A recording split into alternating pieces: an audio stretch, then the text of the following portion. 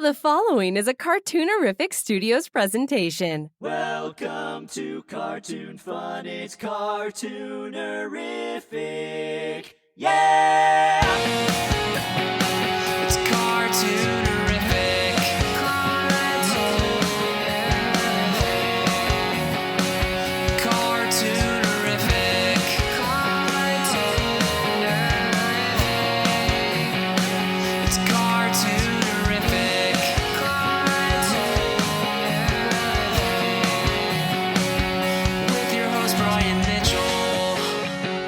Well, hello. This is the Cartoonerific Podcast, Classic Animated Cartoons. I am Brian Mitchell, and I am your host. So welcome. You know, in an animated cartoon, and we're going to go back, it hasn't really changed all that much over the years. It's basically, it's a process where you have a producer, you have a director, you have a writer, or a storyboard artist, or maybe the writer and storyboard artist is the same. And it is all different people in that process. You have, of course, the actors doing voices. You have music people that normally come later. And then you have layout artists, background layout. You have animation, assistant animation, the actual background artist. You might have a color key person keying the colors for the show, for the 6-minute short or 11-minute short, whatever. And then you have people that ink and paint cells, and then it basically goes to a checker. They make sure that everything is kind of right, and then it goes to a cameraman who actually shoots it according to an exposure sheet that's been created by the director. But normally, when you think of animated cartoons, a lot of people they think that it's just a couple of different people working on it. They think it's the director and the writer and the storyboard guy, the story person, and the animators. They don't think about any of that other stuff, maybe a background person. But they're all important to the process.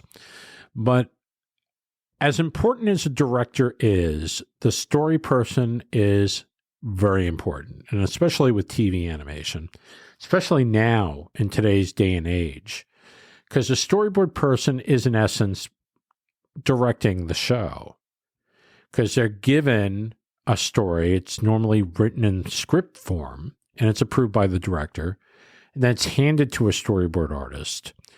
And the storyboard artist's job, and it's a big one, is they have to take that script and now visualize it.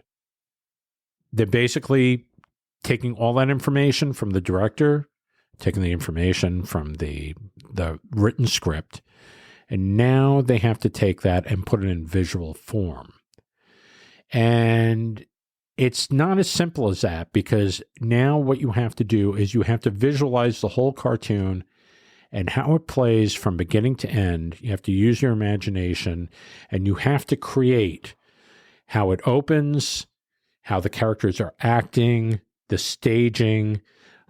You can even influence the design and the timing and the whole shebang. It's a big undertaking, and the panels are normally not that big. There may be possibly like a 3x5. Yeah, it's a rectangle, but that storyboard artist has to take that cartoon and visualize the entire thing. And he may have ideas on how the acting should play. So he may be putting more poses in to kind of illustrate how he wants it to play. And if there's any movement in the scene, he has to kind of make that happen and show how it's going to move from one scene to another. It's an involved process, and it's normally intense. It's about 4 weeks of work, and normally when a storyboard artist is working on a piece like this, it could be anywhere from 6 to 11 minutes. Well, on average, a storyboard artist is going to be doing about 30 panels or 10 pages of 3 panels a piece for each minute. That's normally what it works out to. So a 6-minute cartoon is going to be roughly about 60 pages or 180 drawings. It's a lot. It's a lot of work. And so when it's visualized correctly and everything is flowing, you got all these different shots, and the shots have to hook up where there's no confusion. So every shot that you have, it might require 3-5 panels, and then it changes the shot to maybe a close-up, or maybe a shot of a little bit further away. But it all has to kind of hook up to the scene before it and the scene after. Basically, that storyboard artist is creating the cartoon. And so after he or she puts that whole thing together over maybe about 2 weeks, it's looked at by the director, and the director may make some changes. He may say, no, I want this kind of acting in it. And he may take some Post-its and pop it on the storyboard. The storyboard sheet is about 8.5 by, I want to say, 14 inches. Okay. This is before it all went digital. But the director will actually look at it, and he'll put the Post-its on these panels and say, no. And they might redraw the character. They may have something in their head that maybe you didn't think of as a storyboard artist, and they'll pop that in. And then it's up to you. It's basically now it's your job to really take that and either redraw it or find a way of pasting that into the storyboard. It's kind of interesting because when you're in charge of the show, when you're in charge of putting together that storyboard, things might occur to you, but there are possibilities that, maybe somebody might see it a different way. But the director's job isn't really trying to take your storyboard and destroy it. He's basically looking to plus it, make it better.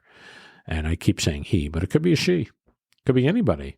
So anyway, the importance of the storyboard artist is paramount. So you have the layout artists that are basically drawing up things, nice size, making beautiful layouts for the background people and the animators, because it's basically what they're creating is the stage for the character to animate on. And so the animators follow that. The background people follow it. Even the timing is influenced by that storyboard. So it's a big responsibility. And when it's done really well, it looks really good. It's a cartoon. And so everything feeds off of that, everything.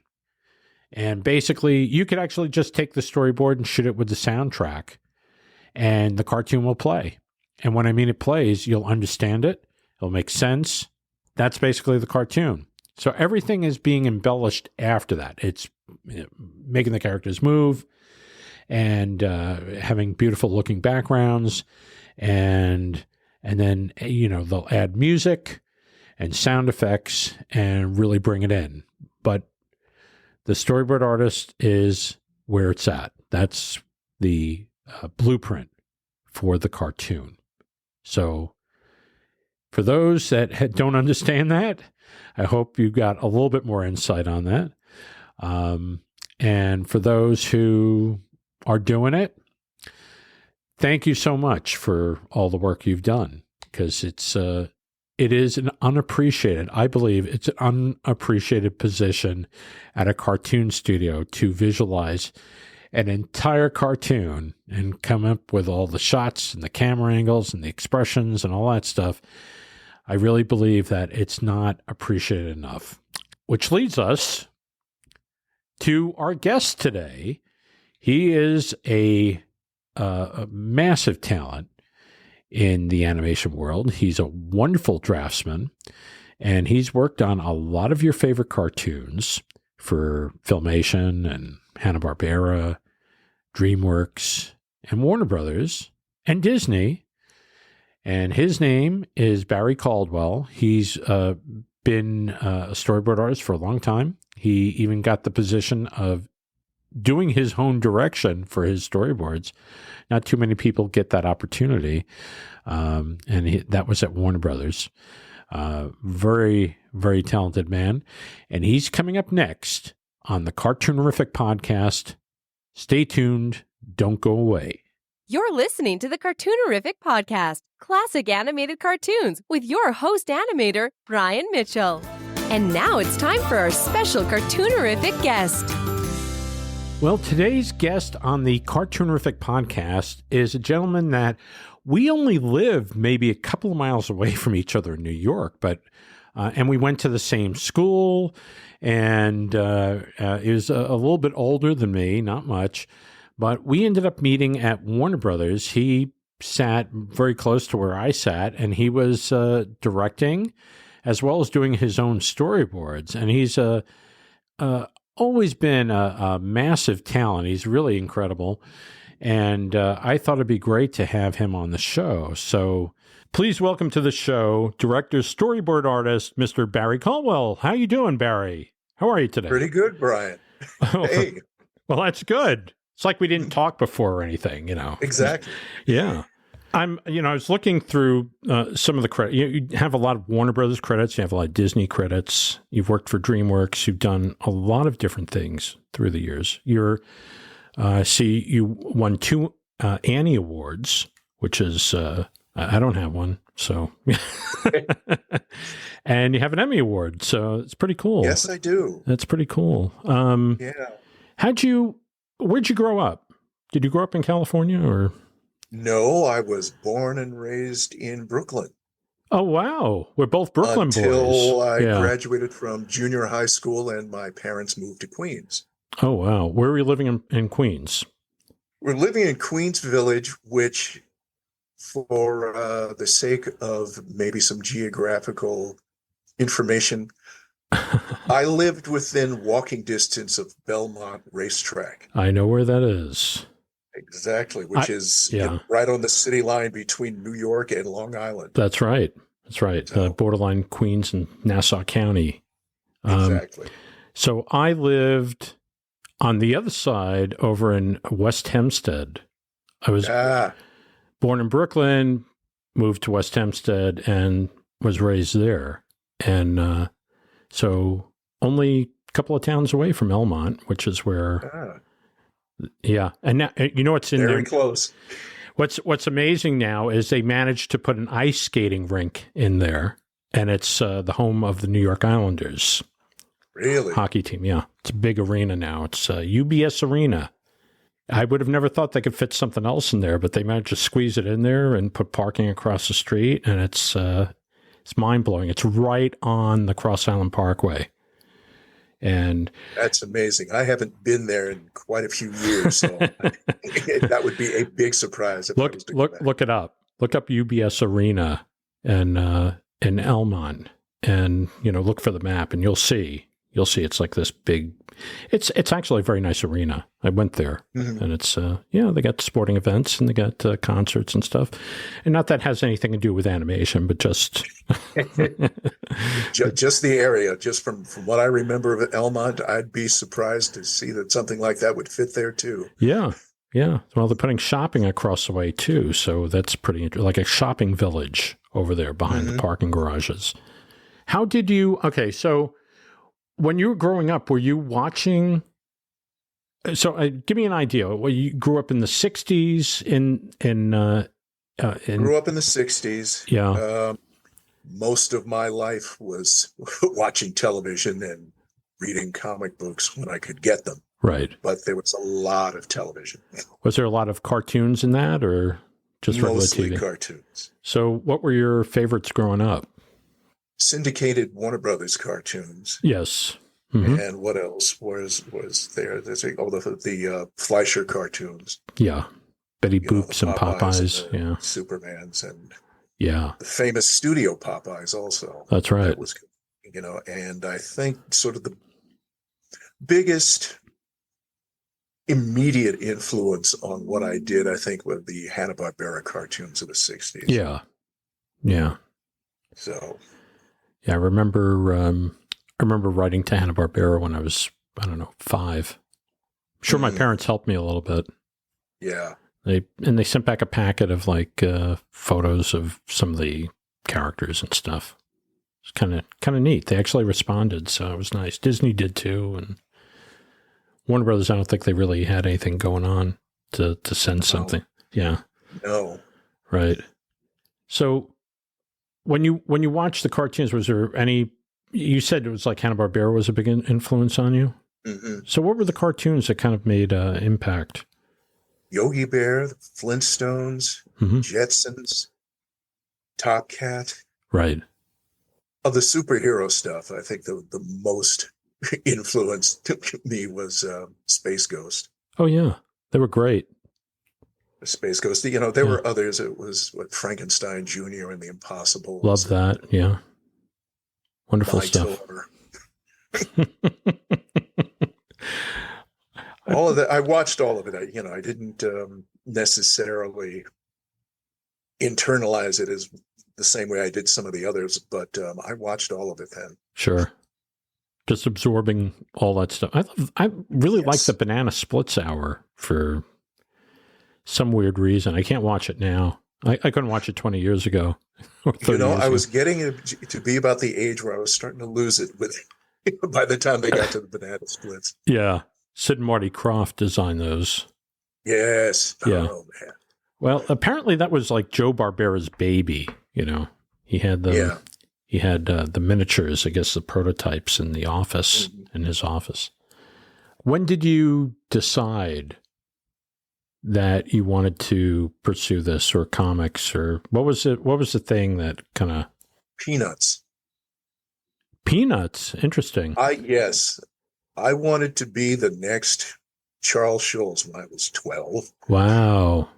And and I wanted to do a comic strip for newspapers, which very few people know about now these days. Certainly don't get most of their comics from that, but I wanted to be a newspaper cartoonist, and that went from elementary school all the way up to college. Wow. And why that changed in college is because my horizons were expanded by seeing other artists, and mostly taking the cartooning class that Will Eisner was giving. Oh, okay. So where was that? Was that that was in New Jersey? It was a School of Visual Arts. Oh, okay. Yeah. Okay. Well, we both went to School of Visual Arts. It's funny. Okay. So what years were you there? 80, 81, 79, 80, 81. I was good. Okay. I left in 79. Ah, there you go. I graduated in 79. I was gone by then. Wow. By the time you got there. So. Wow. Yeah. Well, that's interesting. He didn't have that class in 79, I don't think. I think it was primarily the only people that were doing, I'm trying to think who was doing cartooning classes. I know Mike Fontenelli was there with me. You know who he is, right? Yeah. And Alexander Cooperschmidt was also there when I was there. And I think he might have been, I think he was in his fourth year when I first came in. So you might have met him there, sir. Okay. And there are a number of people who went into, actually went to DC Comics that were part of my class there. Right. Like Joey Cavalieri and Mike Carlin. Oh, okay. I think those guys are still there. Wow. But yeah, they left school and got hired by DC. Wow, very neat. Now, and here's another bit of SVA cartooning teacher trivia. Okay. At the same time that I was there and taking classes from Will Eisner, okay, Harvey Kurtzman was teaching also.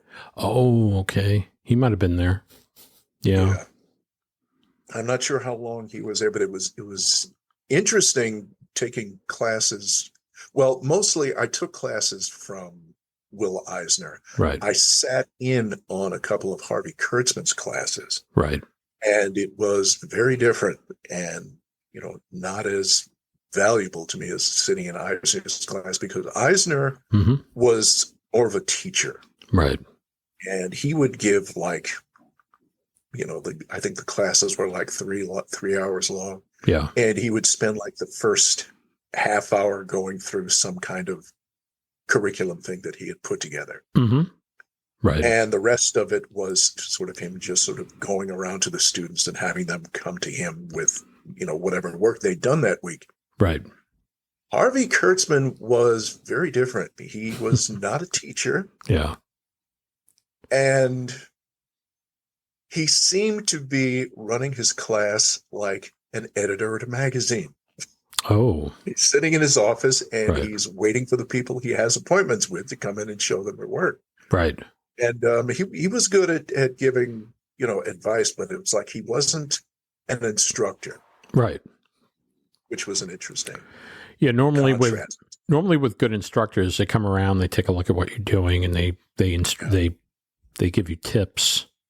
It might be better if you do it like this. Yeah. Well, Stuff both like- of them did that, but Yeah. Will Eisner just sort of made it a point to go. It's like, okay, Yeah. More hands-on. Yeah. I'm looking at what you guys are doing, and this is what you need to know. So it's like, pay attention. Right. Pay attention to what I'm drawing up here. I find it interesting. There's some instructors that don't want you to know what they know. Yeah. It doesn't happen often because I found for the most part, most instructors are very giving, but you have other instructors that's almost like, well, I learned this information. I'm holding it on to it because you're going to take my job. Yeah. Yeah. And it's really kind of poor because I think when you instruct and you instruct well, you actually learn too. Yeah. Yeah. That was one of the things I promised myself I was never going to, Right. never going to fall into.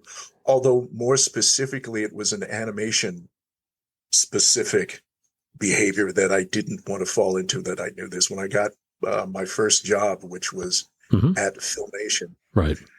There were a lot of 50 and 60-year-old guys there who had been, doing it for the last 30 years. Right. And more than once, some of these old guys says, it's like, oh, what are you doing here, kid? You don't want to do this. Animation will break your heart. You got to just find something else to do. Right. It's like, okay, that's when I promised myself, I will never do this. If I'm in this business long enough to get to that point, I will never do this to somebody just coming in. Yeah. I get it. One of my first instructors, he was going around the room. I've mentioned this on the podcast, but he went around the room and he was asking people what they wanted to do with art. Mm-hmm. And so everybody was saying, well, I want to work for, I want to do advertising or I want to do comics or whatever. And it came around to me and I said, well, I want to be a Walt Disney animator. And he blew up. The guy blew up on me. And he started unloading like, you know how hard it is to get into that business? And it's like, it's a 1 in a million chance. And just trying to burst my dream of doing that. Yeah. And I have a feeling that the guy tried himself to get in. And I think that's why it was a hot button. But, but I at the time I took it like, wow, you're an angry guy, and I didn't take any of that and I just went my own way. But I have a feeling, in a way, he was trying to tell me that, no, this is really hard and, you got to have something to back yourself up with. And maybe today that's especially more true than ever. But, today I look at it a little bit differently.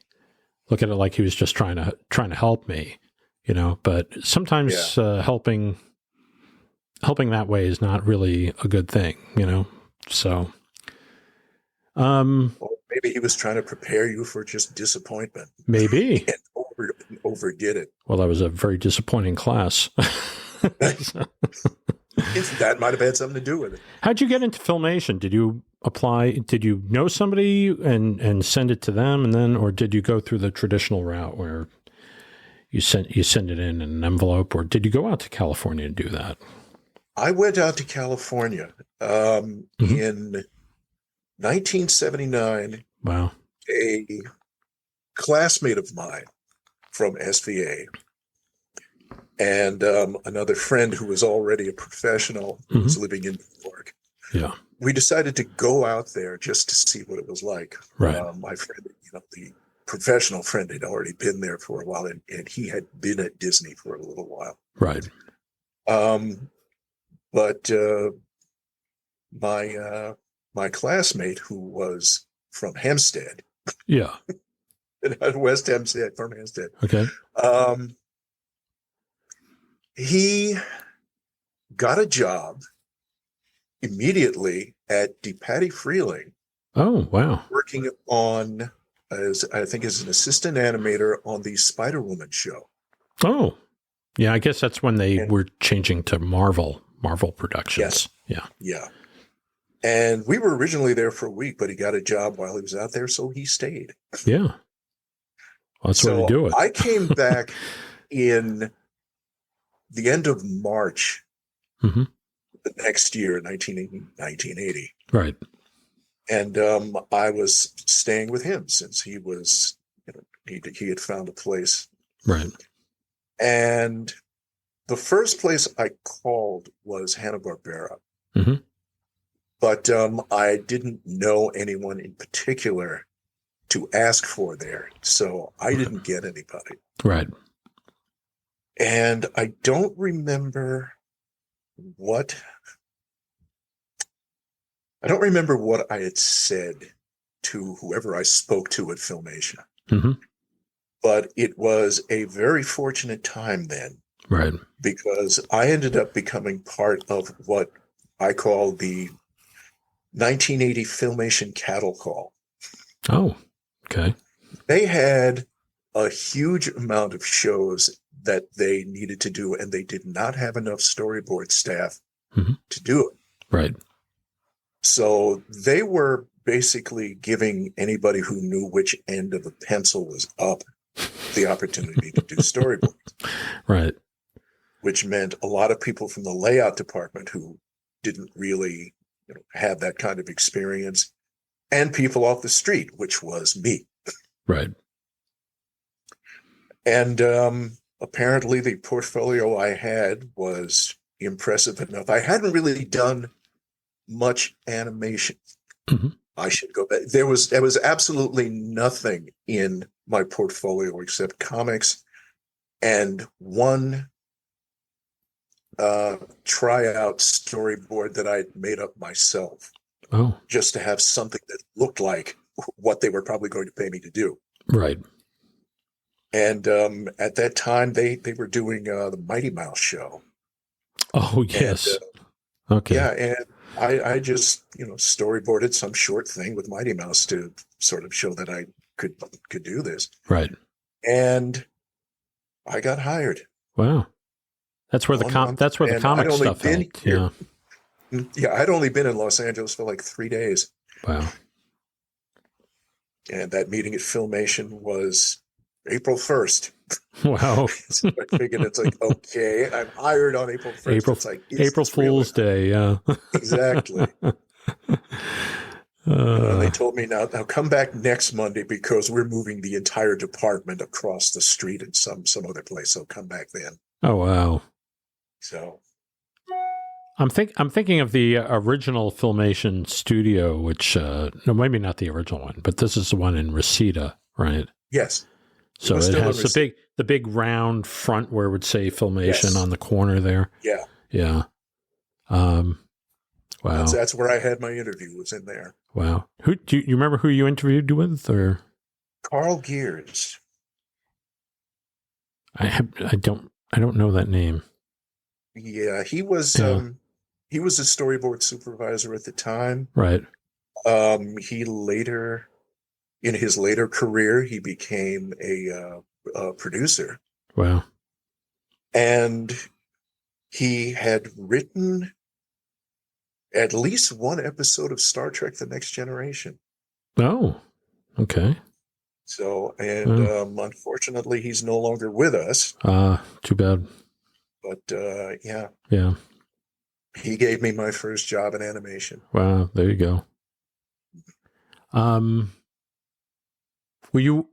did it work over at Filmation? Was it like, I mean, you had to have some supervisor directly working with you on these storyboards, right? Do you remember? Do you remember who that was? Or originally there were two guys that I worked with mm-hmm. Directly. It was Mike Jens. Oh, I worked with him. And Wendell Washer. Ah, Wendell. Yeah. Yeah. Kind of a legend in the business. Yes. Yeah. I'll tell you the reason why I know Mike Jens I worked with on McGee and Me, which was Mike Jens Productions. And Wendell Washer I worked with. I didn't work with him. I was working on the Mighty Mouse, The New Adventures with Ralph Bakshi. Okay. And I was doing layouts. And they had a character that was really kind of screwed up design-wise. Mm-hmm. And they said, oh, no, this is a caricature of Wendell Washer. And I was like, I have no idea who that is. So the only thing I think of is that caricature that they did of him for the show. I think I've seen that. Yeah. Had something to do with a fast food restaurant, that particular episode. Yeah. Okay. So what was the first show you worked on? It was the Mighty Mouse, or that was over with by the time I got there. Okay. The first show I worked on was something called Sport Billy. I know the name. I do not remember the show. As most people would not. Yeah. This was produced for, I think it was Germany. Oh, okay. Because he's a very popular comics character in Germany. I see. And they came to Filmation to make some animated cartoons out of it. Wow. They did eventually run what we did here, but it was very short-lived and came and disappeared. That was the first thing I worked on when I was there. Wow. The second thing was either Tom and Jerry or Fat Albert. And I think it was Fat Albert. Right. Were these things fun to work on? Because you're doing the storyboard. Were you able to stretch a little bit, or did you have to do it exactly to a little bit? Yeah. Well, at Filmation, no, because stretching was always a fight, because for storyboard artists, we were required to use as much of their stock footage as possible. I've heard that. There was some there was some rumor that I don't think it's a rumor. I think it's a real thing that a storyboard artist dared another storyboard artist to produce a show entirely from stock. Do you ever hear this at Filmation? Yes. And he did it. Yeah.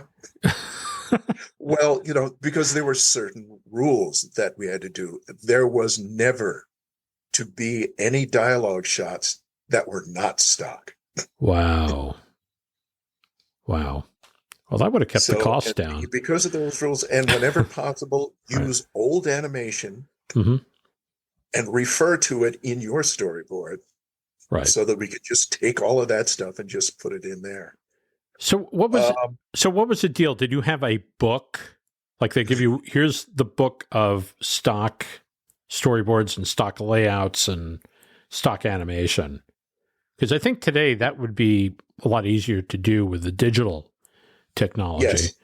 But back then, back then, that's what, each and every storyboard artist had their own set of stock books. Wow. I think there were at least 3 or 4. And a pile, copies of every storyboard for that series we were working on. Wow. And we were expected to look through that stuff and try to find things to reuse. Right. And only, do any kind of new animation on this stuff if it was absolutely unavoidable. Wow. Wow. Which in its way is why, I guess how Lusheimer was able to keep animators working here for as long as he did. Yeah. Yeah. Well, you can do it. I mean, you could definitely do it. I mean, especially if you write it with that in mind, Which it never was. Right. I'm sure. It was never written with that kind of thing in mind. Right.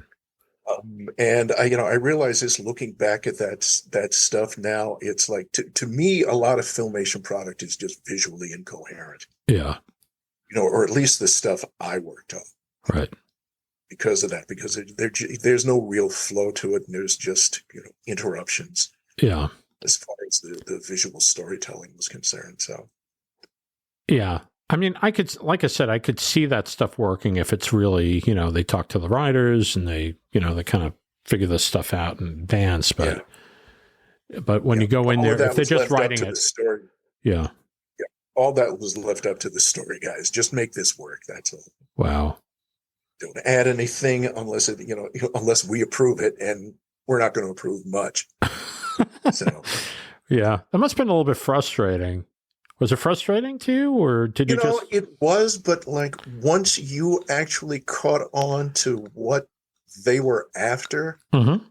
I ended up thinking at that point is if you can storyboard something coherently at Filmation, you can do this anywhere. Right. Because you've got a lot more freedom to actually, explore things. Right. Well, that's a good point. So, but it also kind of, I think because of those restrictions, it kind of makes your product kind of stagnant, yeah. Which is not what the audience is looking for. No. Yeah. I can't tell you how many times. I forgot what it was. I don't know if they did was it Tarzan? They did some show that. Yeah, they did Tarzan. Where they basically had, the character and he was coming across on a rope and it was nice fluid animation, but basically you'd see it like 3 or 4 or 5 or 6 times during the show, flipped and flopped on the screen. Yeah. Crazy. Something I remember from Tarzan, and I didn't really watch the show all that often, but I do remember there was always this shot of him dropping down into the scene from the back. Whenever he let go of that vine, he would drop down into the scene, and we'd see it from the back, and it's from the back, right in front of the camera.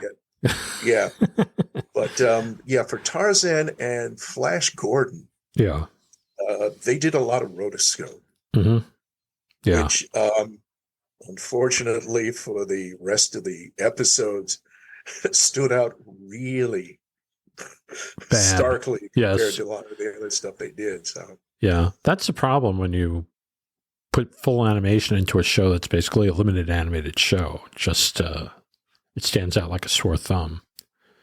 Yeah. When you're done with that show, what was the next thing that you ended up doing? Did you stay? How long did you stay at Filmation? I stayed at Filmation for 3 years. Okay. 3 years. And in that time, I worked on Shazam, the original Captain Marvel. Something called Hero High. Fat Albert, Tom and Jerry. Right. That was pretty much it. Yeah. Were there any high points working there? Was there like a moment where you worked on something that, oh, wow, this actually turned out pretty good? And see, I'm not the right person to ask for that because it's all right. I was not happy about how most of what I worked on turned out. That's okay. That's okay. Yeah, and the only thing where I got to do just about anything I could do then was when I was working on the Fat Albert show. Yeah, most of the sequences I got were of the Brown Hornet. Oh, okay, that's cool. And because there was so little, to that, it's like I had a lot more freedom to just invent things on my own. Oh, that's neat. And because the kind of action that was happening in those cartoons was so specific that I was able to, let loose with this stuff. So, well, the Brown Hornet was kind of a crazier character, wasn't he? It was much crazier. Yeah. It didn't look like the rest of the show.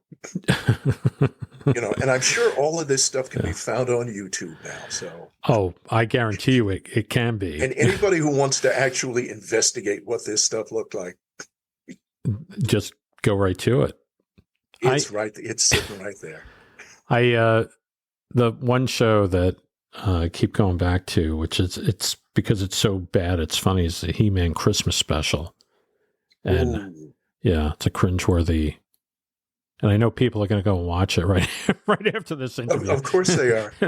But it's cringeworthy and funny at the same time. It's one of those. It's like the Ed Wood of Filmation cartoons. Yes.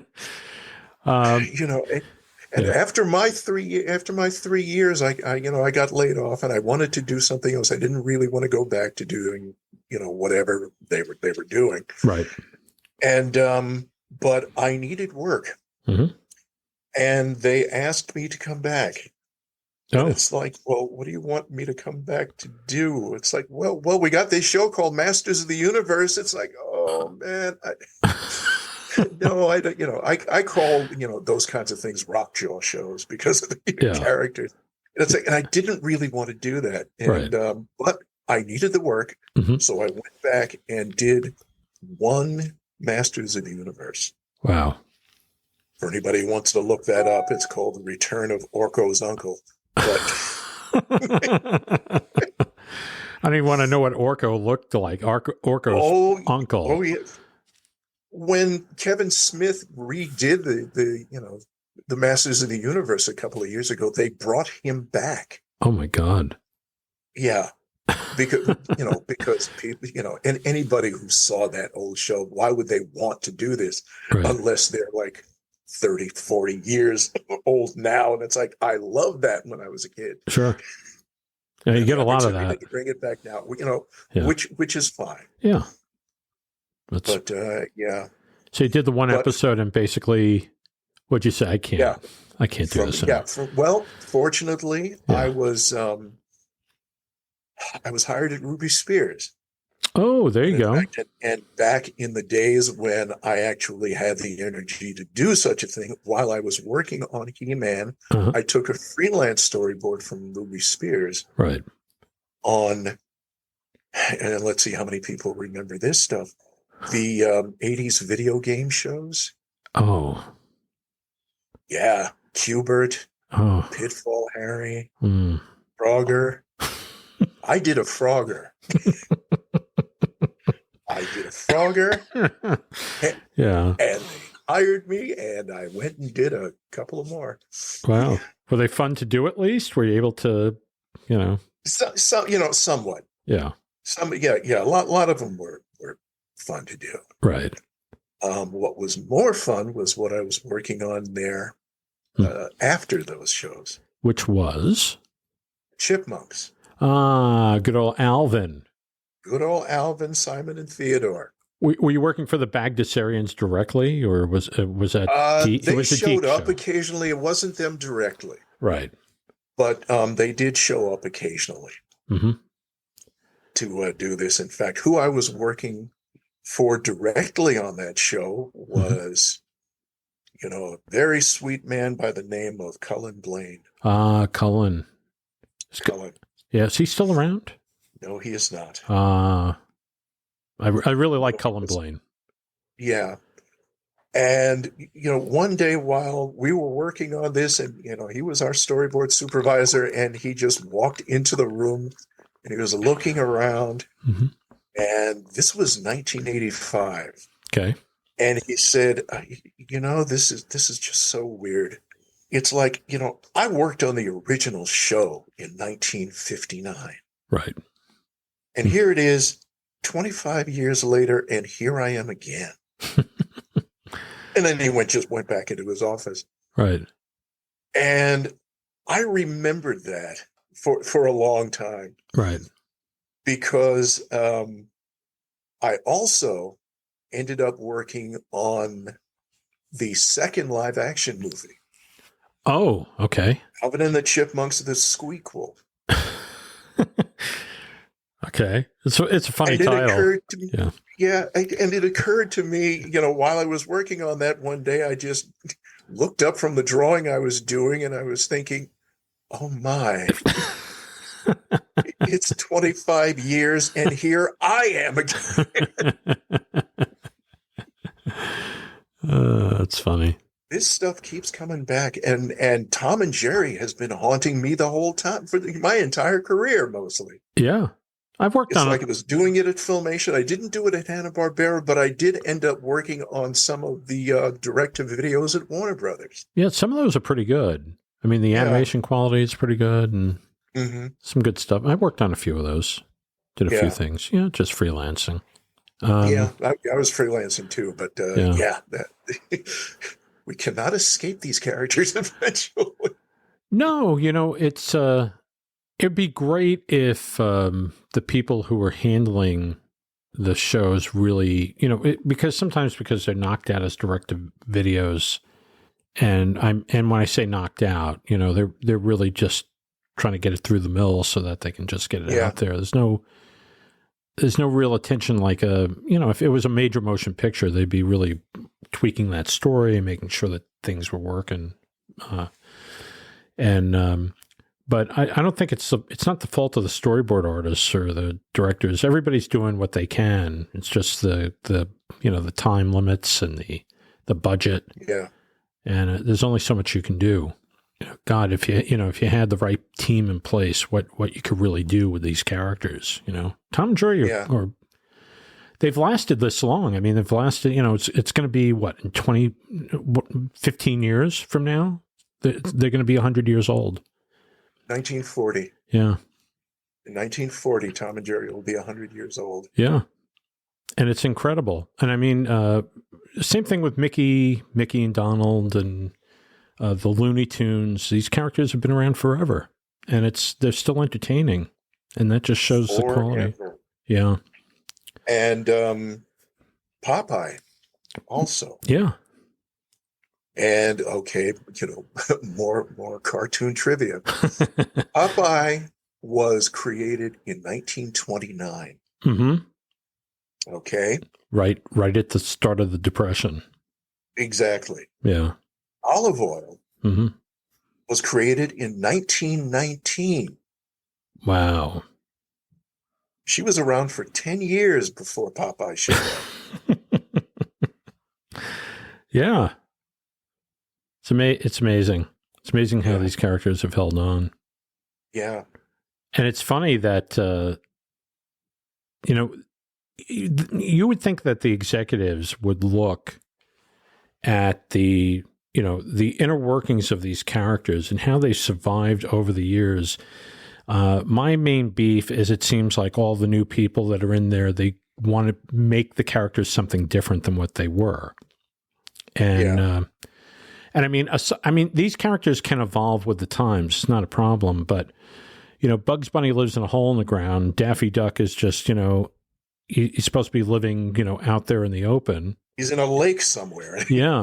Waiting to get into trouble. Yeah. And all of a sudden they're next door neighbors in some sort of a flat, Yeah.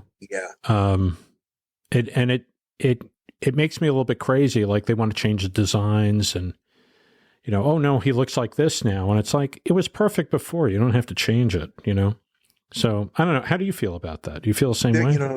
They're just thinking this looks old. Yeah. And we don't like old. Right. And also, I'm doing this now. Mm-hmm. And I need to put my mark on it. Right. I need to let people know that I was here and I did this. Yeah. That could go. So, I mean, but, I think that probably explains at least 50%, if not more, of why these decisions get made.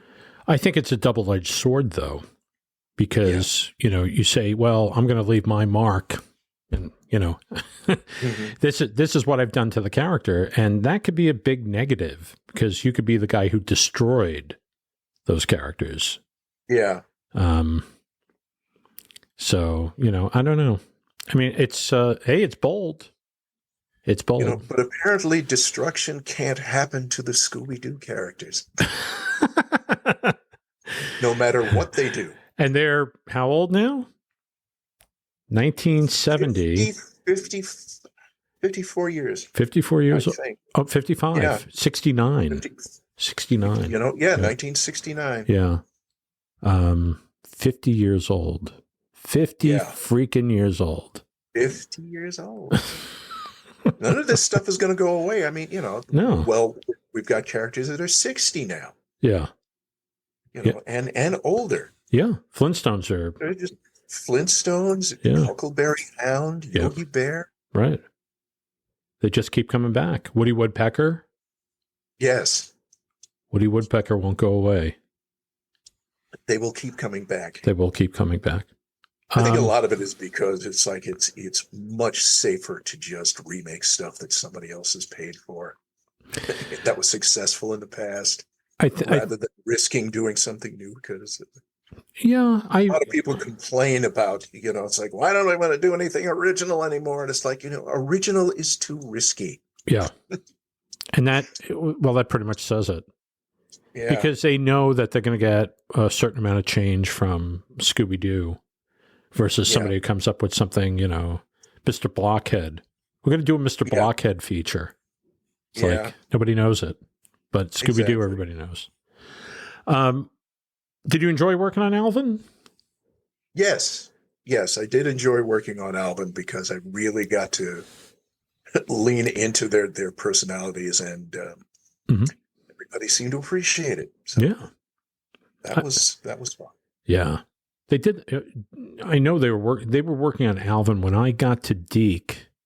I was working on the Beanie and Cecil revival. I don't know if you remember that. That lasted about 3 episodes or 6 episodes and 3 aired or something like that. That was with John Cristofalusi. Were you there when that was happening? Because I know they're doing Alvin. Yeah, no, I was at Ruby Spears until '89. Okay. So I was there the whole time. I don't remember when we stopped doing Alvin. Right. But and in fact, the only other thing I really remember is Police Academy. Oh, yeah. And now that I'm talking about it, other things will come up, like Punky Brewster. Oh, yeah. Did Punky Brewster. Wow. So basically, at the time, television was kind of in the doldrums as far as cartoons went, because it was kind of like it would have to be a cartoon show based off of a live action show or movie or an old cartoon character. Or a toy. Or a toy. Well, the toys started coming in. Yeah. Yeah. As you've now just reminded me of other things I've worked on, like My Little Pony, Strawberry Shortcake. Wow. A couple of those other, little girly toy things that they made cartoons out of. My Little Pony is still it has a big fan base. It's crazy. Exactly. Yeah. People are just like... That hasn't gone away. Hasn't gone away. Kind of, surprised that... or is anything being done with it today? I don't even know.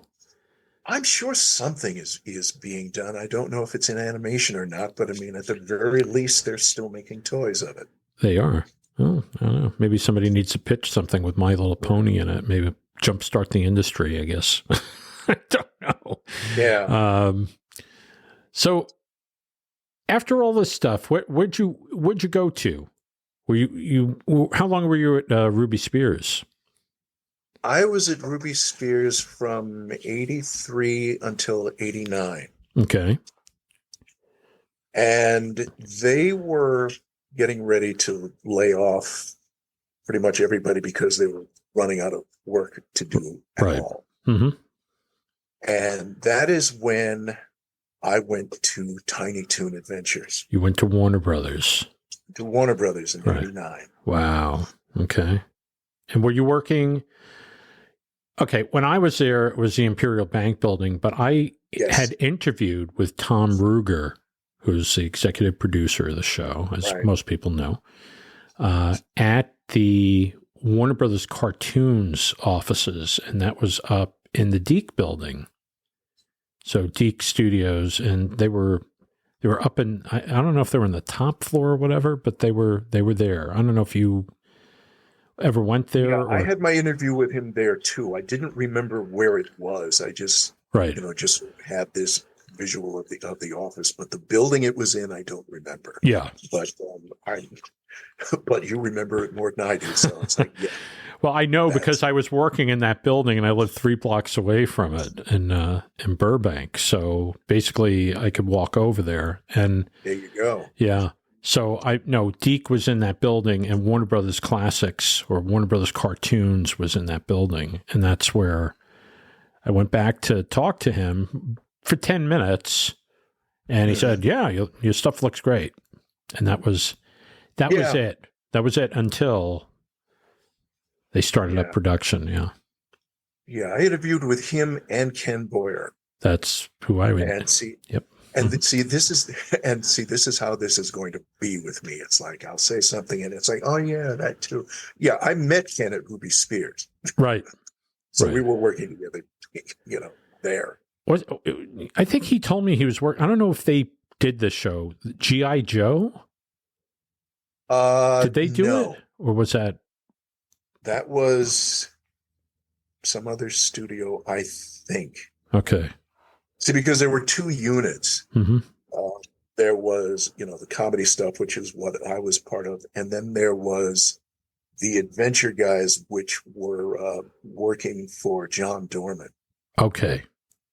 All right. And that's where Thundar the Barbarian. Right. What else had they done? The Superman show in the 80s. Right. Mm-hmm. Rubik the Amazing Cube. A classic. Yet another 13-week wonder that I think I ended up being assigned to for one episode because I was waiting for something to show up. Wow.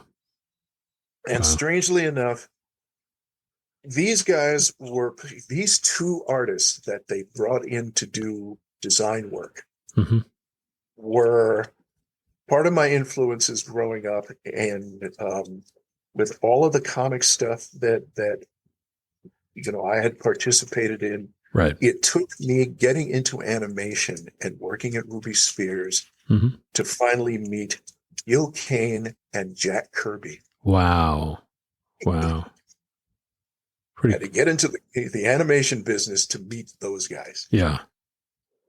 It's amazing how many people you can meet just working in a studio, because you'll have people come in. I mean, when we were Warner Brothers, Pete Townsend came in there. Steven Lisberger, who created the Tron movies. Yeah. He was upstairs. I wandered into his office one day to bother him. There was just so many people that would just come in and out of these buildings, so much talent. And I don't know, it's kind of weird because, it kind of grew up on some of this stuff, right? We grew up on it. So it's kind of like all of a sudden you're working with this guy. I mean, I remember Alex Lovey, who directed Woody Woodpecker cartoons, and it was a main guy at Hanna-Barbera, big guy at Hanna-Barbera, sitting next to me at Warner Brothers. And I was like, it felt like I was in Bizarro World, I was like, I thought he died like 30 years ago, he's this little guy, I mean, I think he's gone now, but hey. Yeah, well. Yeah. Yeah. He had to be 100 when he was there. And I have an Alex Lovey story. Oh, so you want to? It's coming in between now. It's like in between the time I left Filmation and started full time at Ruby Spears. Okay. I was at Marvel Productions. Okay. During the time that they were doing Spider-Man and His Amazing Friends and the Hulk, and I was working on shows that Jerry Eisenberg had sold to Fred Silverman. Thank you. Okay. Yeah. Fred Silverman. Yes. That Jerry Eisenberg had sold to Fred Silverman. Okay. And I was working on his show, and I think I was working on the first episode that Silverman was going to see. Oh boy. And I had storyboarded the whole thing, and I thought it was fine. And they said, yes, it's fine, but we're going to have Alex Lovey redraw it. What? And I think he did that in 2 days. Oh, God. They said, why are you having him do this? Because Fred likes Alex's work. And if he sees it, he's just going to send it on through. Wow. And that's what happened. That's weird. Yeah. That is weird. And I remember when walking through the halls, Alex was standing in somebody's doorway talking to him in his office. Mm-hmm. And as I was walking past him, he said, it's like, yeah, man, this is amazing. I haven't made a finished drawing in 25 years. Oh, my God. Wow. Have you seen his storyboard work? It's, I think I have, and I think it's very, very simplistic. Is that correct? The man does not take more than 60 seconds on anything. Yeah. Mm-hmm. Which is why they had him redo my entire act of a storyboard in 2 days, because wow, that's how he draws. Wow. So and they were happy with it at the time. Yeah. It's his form of shorthand. Yes. But 60 seconds, I can get a drawing down in 60 seconds. That doesn't mean anybody's going to want to look at it, But maybe it was, you were probably drawing very tight. Am I correct? Well, a lot more on model than, right. It wasn't completely on model. I've never done anything completely on model, but right. It was more on model than what Alex did. Right. Maybe his drawing was, you could tell the characters apart, and that was it. Mm. Having some iced tea and that over was here. all that was needed. You could tell, this one from that one and the other. Right. It's crazy. Yeah. It's crazy. The business is a little nutty sometimes, Well, it's changed now to sometimes just total madness. So. Yeah.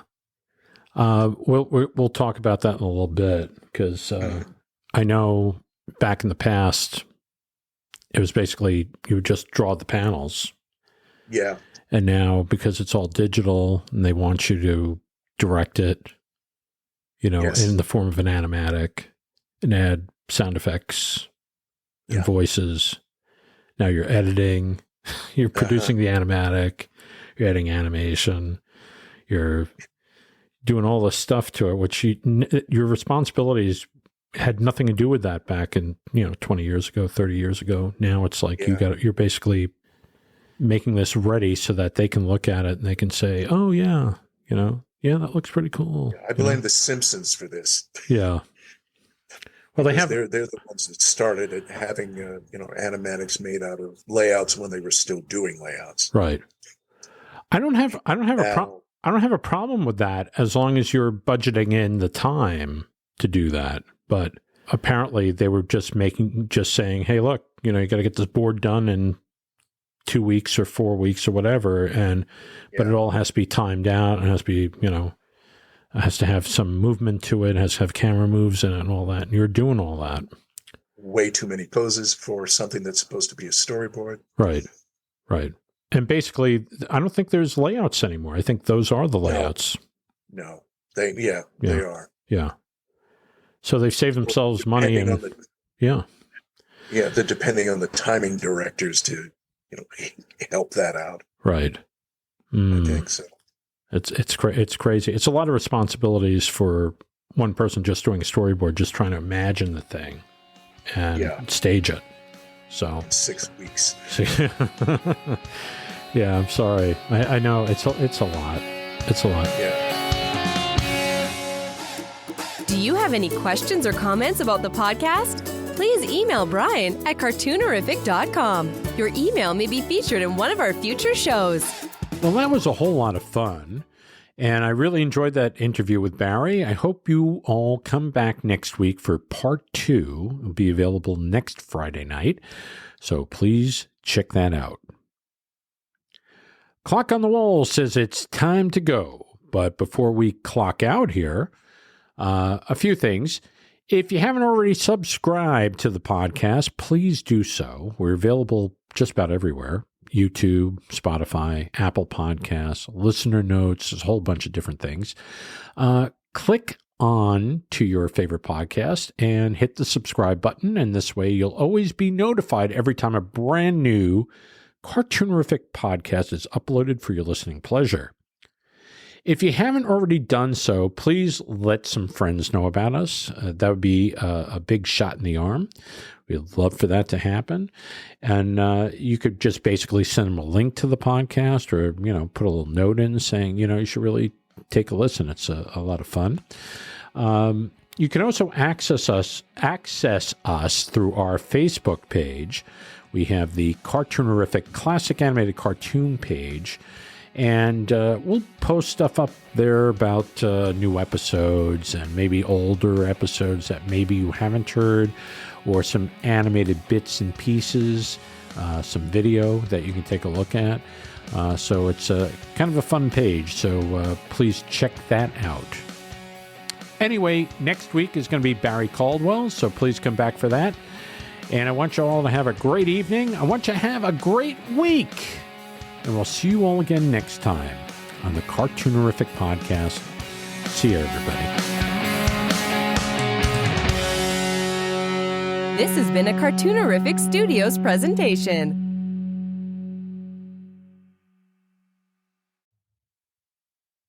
The Cartoonerific Podcast is copyright 2024 by Cartoonerific Studios Incorporated. All rights reserved.